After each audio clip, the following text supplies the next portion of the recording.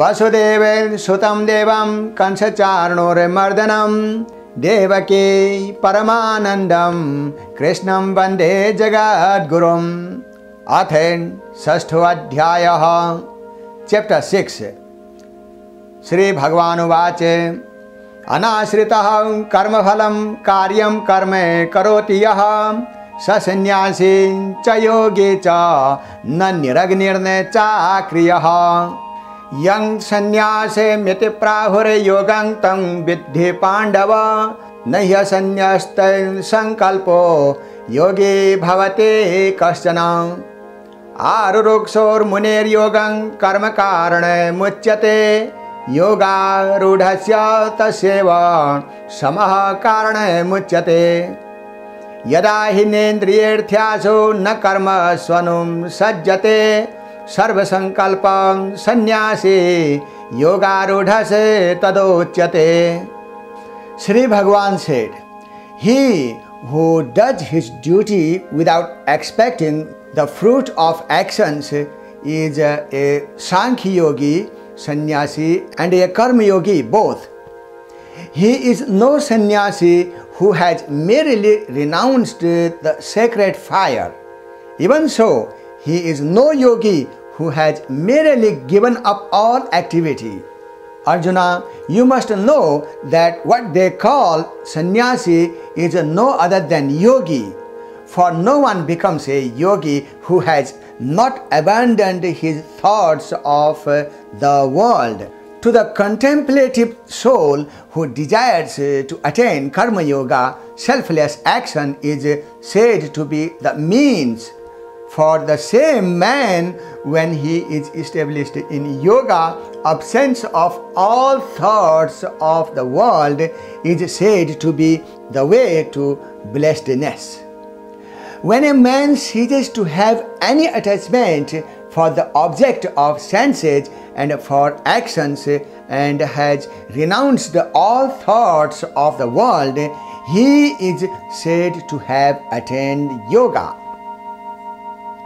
उद्धरेदात्मानम् आत्मानम् आत्मानम् अवसादेते आत्मनो ह्यात्मनो बन्धु आत्मेव रिपुरात्मनः बन्धुरात्मान्मनस्तस्य येनात्मेवात्मना जितः अनात्मवस्तुं शत्रुत्वे वर्तेतात्मेव शत्रुवते जितात्मनः प्रशान्तस्य परमात्मां समाहितः शीतोष्णं सुखदुःखेषु तथा मानापमानयोः ज्ञानविज्ञाने तृप्तात्मा कूटस्थो विजितेन्द्रियः युक्तः इत्युच्यते योगी समलोष्टास्मकाञ्चनः सुहृन्मित्रार्युदासीन मध्यस्थे द्वेष्यबन्धुषु साधुष्वपि च पापेषु समबुद्धिर्विशेष्यते योगी युञ्जीते सततमात्मानं रहसि स्थितः एकाकी यत चित्तात्मा निराशीर्परिग्रहः शुचो देशे प्रतिष्ठाप्य स्थिरमासनमात्मनः नात्युच्छ्रितं नातिनीचं चैलाजनकुशोत्तरम्। One should lift himself by one's own efforts and should not degrade himself, for one's own self is one's friend and one's own self is one's enemy. One's own self is the friend of the soul by whom the person has been conquered. Even so, the very self of him who has not conquered his lower self behaves antagonistically like an enemy. The Supreme Spirit is rooted in the knowledge of the self-controlled man whose mind is perfectly serene in the midst of pairs of opposites such as cold and heat, joy and sorrow, and honor and ignominy. The yogi whose mind is stated with jnana and vijnana, knowledge of manifest divinity, who is unmoved under any circumstances, whose senses are completely under control, and to whom earth, stone, and gold are all alike, is known as a God-realized soul. He who looks upon well-wishers and neutrals as well as mediators, friends and foes, relative and inimicals, the virtuous and the sinful with equanimity, stands supreme, living in seclusion all by himself. The yogi who has controlled his mind and body and is free from desire and void of possessions should constantly engage his mind in meditation, having firmly set his seat in a spot which is free from dirt and other impurities, with the sacred kusa grass, a deer skin, and a cloth spread thereon, one upon the other, neither very high nor very low, and occupying that seat, concentrating the mind and controlling the functions of the mind and senses, he should practice yoga for self-purification. Tatre kagrang manah kritva yattachittendriya kriyah Upvisyan sane yunjan yogamatme visuddhaye samam kayan shirorgreyam dharyan nachala sthiraha sampreksya nasikagrang swang disasyanavalokayan prasantatma vigata bhire brahmachari vrate sthitaha manaham sanyamya macchitto yukta asita matparaha Yunjannevam sadatmanam yogi niyatamaanasaha Shanti nirvana parama matsthanam adhigacchati Natyasnatastu yogoste nachakantamanastataha Nachatin swapnashilasya jagrato navacharjunaha Yuktahar viharasya yuktachestasya karmasu Yukta swapna vabodasya yogo bhavati dukkhaha. Holding the trunk, head and neck straight and steady, remaining firm and fixing the gaze on the tip of his nose without looking on other directions. Firm in the vow of complete chastity and fearless, keeping himself perfectly calm and with the mind held in restraint and fixed on me, the vigilant yogi should sit absorbed in me. Thus, constantly applying his mind to me, the yogi of disciplined mind attains everlasting peace consisting of supreme bliss which abides in me. Arjuna, this yoga is neither for him who overeats nor for him who observes complete fast. It is neither for him who is given to too much sleep nor even for him who is ceaselessly awake.